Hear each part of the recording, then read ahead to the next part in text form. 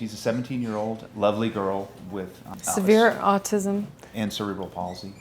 Her primary issue is behavioral, in the sense she punches herself in the face as part of a sort of a maladapted communication.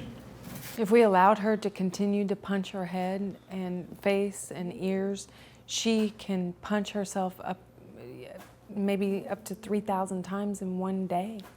And it would be criminal, and if we didn't help her. It would be neglect if we didn't do something for her. And we've been to many physicians, and she's been on many different medications, and nothing works. We've been doing, for 13 years, we've been trying to help her, and now we found something that does. Twinkle, twinkle, little star. Come on, Almost finished.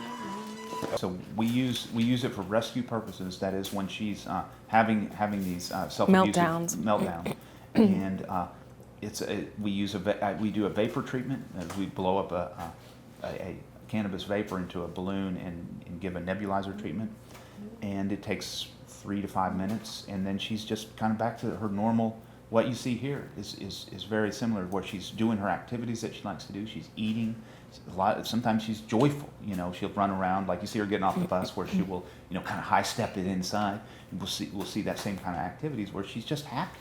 And it's not the first thing that we try. We look for things that might be causing her outbursts and her, her self-injurious behavior. We think, is it a stomach ache? Does she have a headache? Let's give her some gas medicine. Let's give her Tylenol. Let's give her some Motrin if it's the wrong time of the month.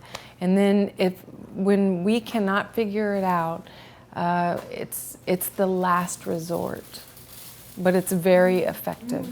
Look at our situation and see it as we see it, that what we're doing is we're providing caregiving, and we're being compassionate.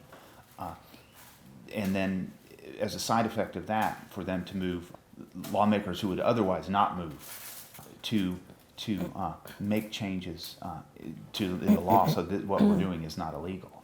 The longer term goals, maybe we can get Congress to look at this and finally say that the Schedule 1 is a lie, and go ahead and adjust that to reality so that research can happen, so we can understand why this stuff works. Because right now it's all anecdotal, but there's so many. Kara's not the only only autistic kid in the world who benefits from cannabis. There's a lot, and so there's so much evidence. It would be nice to understand why, and that's not going to happen outside of a clinical research setting, and the clinical research can't happen because of the DEA.